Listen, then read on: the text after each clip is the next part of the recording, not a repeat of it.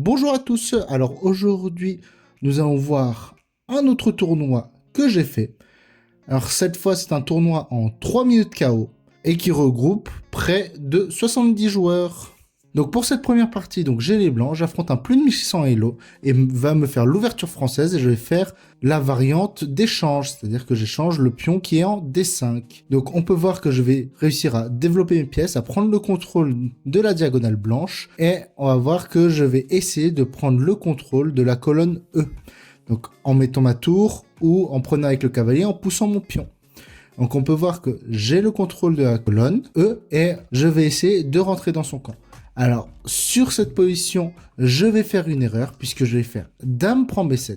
Et en fait, c'est une erreur puisque ce coup, même s'il me fait gagner un pion, derrière lui permet de mettre sa tour en B8. Et lorsque je vais bouger ma dame, il va pouvoir prendre mon pion en B2.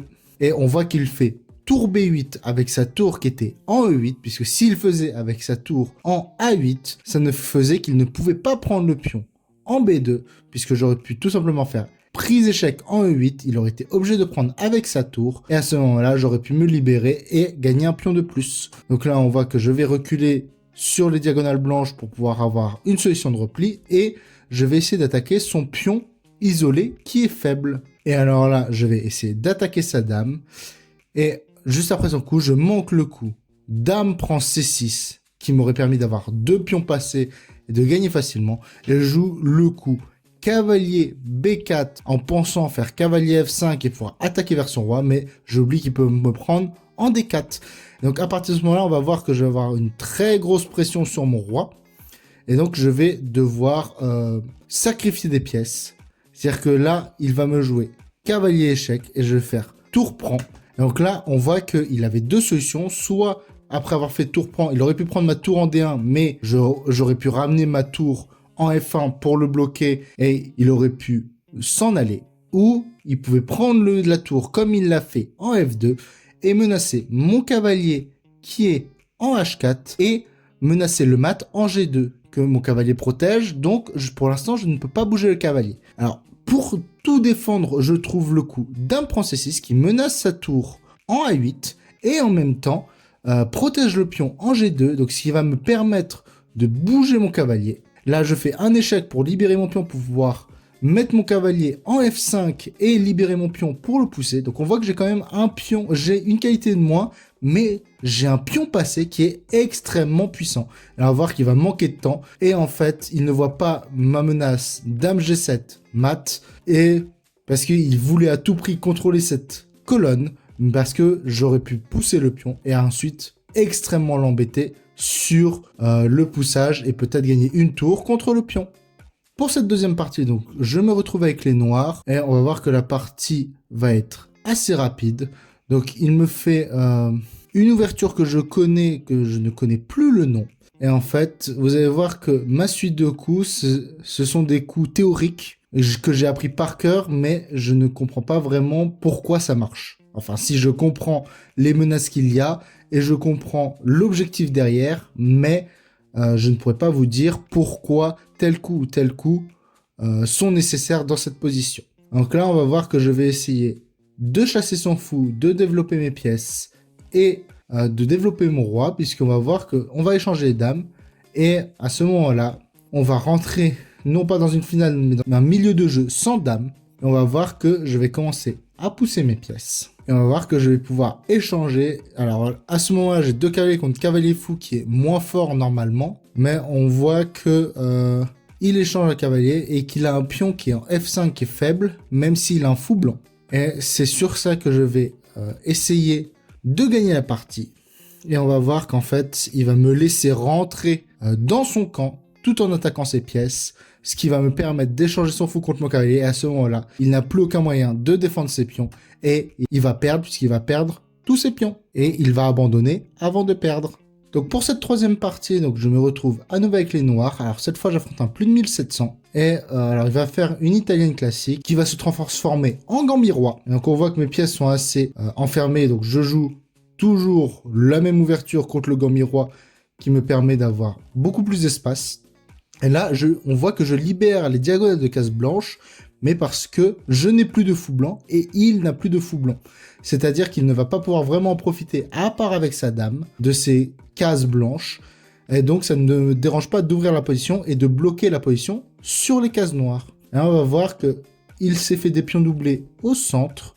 Moi, je vais essayer de ramener mon cavalier en action, puisque je vais toujours avoir du mal à jouer le cavalier, puisque il n'avait pas beaucoup de cases. Et en fait, là, en allant en H6, puis en F5, puis en D4, on voit que mon cavalier est au milieu de son camp, et en fait qu'il est quasiment indélogeable. À part avec son cavalier et plusieurs coups, en fait, il va pas pouvoir vraiment déloger mon cavalier. Et donc là, la partie va continuer, et on va voir que je vais essayer de m'infiltrer dans son camp, mais il va me jouer cavalier G5, et cavalier G5, même si je peux prendre le pion en D3, je vais avoir quelques problèmes qu'il faut que je règle avant. C'est-à-dire que avant que son cavalier soit là, il ne pouvait pas rentrer avec sa dame, ce qui était le but, puisque mon cavalier bloquait la case F5, bloquait, et mon roi bloquait F8, F7, et mon pion F6, donc il n'avait aucun moyen en 2 coups de revenir dans mon camp. Et à partir de ce moment-là, moi j'aurais pu prendre ses pions dans son camp d'abord, et ensuite échanger les dames et revenir avec ma dame avant qu'il ne puisse il ne puisse rentrer dans mon camp. Et en fait, avec son cavalier G5, il menace tout simplement dame F7 échec, pour ensuite dame F8 mat. Donc c'est un coup qu'il faut absolument que je contre. C'est pour ça que je ne vais pas rester dans son camp, mais je vais défendre mes pièces en faisant dame H5, puisque mon coup dame D1 était précipité. Donc il va revenir, et à ce moment-là, je vais H6 pour éviter tout cavalier G5. Et donc là, je vais changer dame, puisque je pense être dans une meilleure position, surtout par rapport aux pièces et aux pions. Et à partir de ce moment-là, on va voir que je vais quand même donner quelques pions, mais je vais m'attaquer à sa chaîne de pions.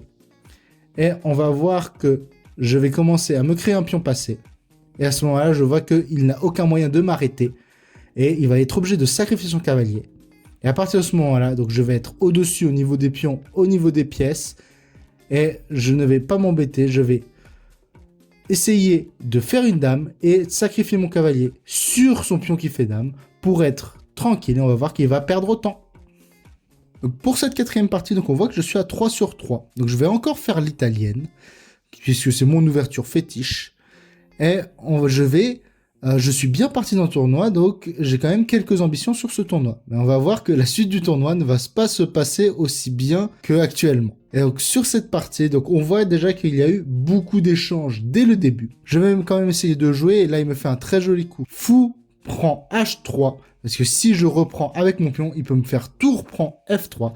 Donc c'est pour ça que je ne joue pas pion prend H3, puisque ça me déconnecte mes pions et ça me fait perdre mon cavalier. Et donc à ce moment-là, je vais profiter d'avoir une colonne ouverte pour attaquer ses pions, et je vais essayer de ramener ma dame.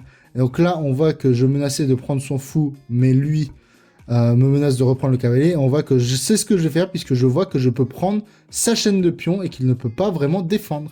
Et à partir de ce moment-là, on voit qu'il va avoir du mal avec ses pions, puisque moi j'avais des pions qui protègent, mais on va voir qu'il va se créer un pion passé, puisque je pense que j'ai mal joué dans cette position. Et on va se retrouver dans une position où j'ai un pion passé, lui aussi, mais j'ai mon roi devant son pion passé. Et en fait, je vais avoir beaucoup de mal à avancer. Donc là, on va échanger les pions, donc il va avoir un pion passé, moi aussi. Et on va voir que je vais avoir extrêmement de mal à avancer mon pion. Et je vais me retrouver dans une position où on va jouer les mêmes coups 3 fois de suite, ce qui va provoquer le nul de la partie. Donc pour cette 5e partie, donc j'ai les blancs, toujours l'italienne, ça ne changera pas. Dites-moi en commentaire si vous voulez que je joue d'autres ouvertures, puisque je pourrais tester des ouvertures pour voir comment elles fonctionnent et vous donner quelques conseils dessus. Mais on voit que je joue quasiment toujours les mêmes ouvertures. Ça ne change pas, et j'ai pris cette habitude pour avoir quand même une certaine continuité dans mes matchs. Donc là, on va voir que je fais déjà une erreur en lui donnant un pion, puisque j'ai été trop agressif. J'ai essayé de l'agresser, mais ça n'a pas marché. Et on va voir que sur cette partie, je vais faire quand même plusieurs erreurs. Donc on a tous les deux encore la paire de fou, le cavalier, mais j'ai un pion de moins.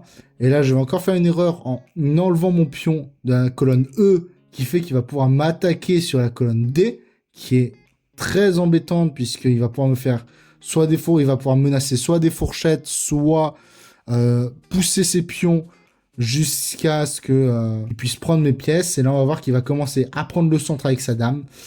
Je vais quand même essayer de le repousser et de doubler mes tours sur ma colonne ouverte pour essayer d'avoir du contre-jeu. Mais on va voir que là, je vais essayer de le mater. Je pense gagner un fou, mais je vois pas le coup. Cavalier F6. Et à partir de ce moment-là, il va essayer de m'attaquer. Donc, pour le moment, il n'y a pas de mat qu'il peut jouer. Et là, il échange ma dame. Et j'ai un pion de moins, donc je vais devoir beaucoup réfléchir. Donc, je consolide ma chaîne de pions. Il va pouvoir défendre son fou qui était cloué. Mais là, il va pouvoir le sortir puisque je vais devoir défendre le pion C2. Et on va voir que là, je vais perdre le pion H. Et en fait, je vais faire plusieurs erreurs. Lui va avoir une position trop solide pour mon attaque. Donc, je vais quand même essayer d'échanger et de gagner des pions. Mais on va voir que je ne vais pas réussir. Et j'ai qu'un seul espoir, c'est qu'il perde autant. Et en fait, je m'enferme dans le coin. Il arrive à me mater en lui restant moins d'une seconde. Donc pour cette avant-dernière partie, donc je me retrouve avec les noirs. Donc on voit que j'avais réussi à gagner mes 3 premières parties. Puis j'ai commencé à faire nul à la 4e et perdre la 5e. Et on va voir que le tournoi ne va pas si bien se finir que ça pour moi. Donc là, il m'a fait un gambit dame de prise. Donc j'ai joué pour consolider le pion D5 avec C6, ce qui se joue. Et là, je vais essayer de consolider mon cavalier que j'ai pu mettre en E4. Et on va voir que je vais essayer d'amener mon pion, d'amener mes pièces et d'attaquer son roi, puisque son roi est quand même... sa défense de son roi est assez faible, il n'a que des pions qui le protègent, il n'a plus de cavalier ou de fou qui le protègent. Et à partir de ce moment-là, je vais essayer d'en tenir compte et de pouvoir attaquer. Et là, je lui donne une colonne, ce qui n'est jamais recommandé dans cette situation. Et donc à partir de ce moment-là, je vais essayer quand même. Je n'ai pas de pion de moins, je n'ai pas une position moindre, mais je ne sais pas vraiment quoi jouer. Il a la paire de fou contre mon cavalier avec une position plutôt ouverte. Et en fait, dans une position ouverte, la paire de fou est extrêmement puissante. Donc je vais essayer quelques coups. Mais je vais échanger, il va échanger les dames, il va réussir à échanger les dames et prendre un pion. Et à partir de ce moment-là, lui avec sa paire de fous et moi avec un pion de moins en plus de la paire de fous, on voit que j'étais derrière, mais il fait une erreur en échangeant son fou blanc contre mon cavalier, ce qui fait une position de fou de couleur opposée. Et les positions de fou de couleur opposée ne sont normalement pas gagnables, puisque il est difficile à chaque fois de défendre ses pièces ou ses pions sur les couleurs qui ne sont pas bien pour nous. Et en fait, je vais perdre la partie puisque vu que c'est du 3 minutes KO, il va jouer rapidement, il ne va pas se préoccuper, il va même essayer de me gagner un pion parce que pour le temps, et en fait je vais perdre autant puisque on ne regagne pas de temps à chaque coup. Et en fait mon temps, j'avais beaucoup moins de temps que lui et je n'ai pas pu jouer assez rapidement. Donc pour la dernière partie du tournoi, donc comme je vous l'ai dit, la fin de tournoi c'est vraiment mal passé, c'est-à-dire que là j'ai enchaîné un nul et 2 défaites. Et donc là on voit qu'il me fait encore un gambit dame prise et je vais essayer de prendre le centre et de pousser mes pions. Et en fait je vais me créer un pion isolé en A et je ne sais pas vraiment quoi jouer dans cette situation. Donc j'essaye de bouger sa dame et d'avancer mes pions pour avoir un peu de contre-jeu. Et je vois qu'il va me mettre son fou en F5 et vraiment contre la diagonale, ce qui ne me plaisait pas. C'est pour ça que j'essaie de l'enlever le plus rapidement possible. Donc la position n'est pas excellente pour moi, mais elle n'est pas non plus si terrible que ça. On va voir qu'il va même se créer 2 pions isolés en C et en A. Donc je vais essayer d'en profiter. Mais comme vous allez voir, je fais une erreur. Et je me prends une fourchette que je n'avais pas vue et que je n'avais pas pris en compte. Et à partir de ce moment-là, en fait, j'ai réussi quand même à mettre mon cavalier en D3, qui est une bonne case, et qui va me permettre d'avoir un certain contrôle et de récupérer quelques pions. Donc là, on voit que j'ai 2 pions de plus, mais lui a une qualité de plus. Donc on est à peu près à égalité en termes de matériel. Et en fait, je fais une énorme erreur en laissant le mat du couloir se produire avec tour B8. Et ensuite, lorsque je défends avec madame en D1, il va me faire tour prend D1 mat. Donc on voit que sur ce tournoi, je finis en 13e position avec la moitié des points. J'aurais dû finir bien plus loin mais il y a des gens qui abandonnent sur ce genre de tournoi et qui ne font plus de parties, donc je reste devant eux. Mais on voit que j'ai très bien débuté le tournoi. Et en fait, j'ai eu un écroulement, j'ai moins bien joué, j'ai moins vu les coups, j'étais peut-être moins concentré, et qui m'a fait perdre de plus en plus de parties, et qui me fait, au final, qui me fait un tournoi à 3,5 sur 7, alors que j'étais à 3,5 sur 4. Merci d'avoir regardé cette vidéo, donc j'espère qu'elle vous a plu, et je vous dis à demain pour une nouvelle vidéo. Au revoir.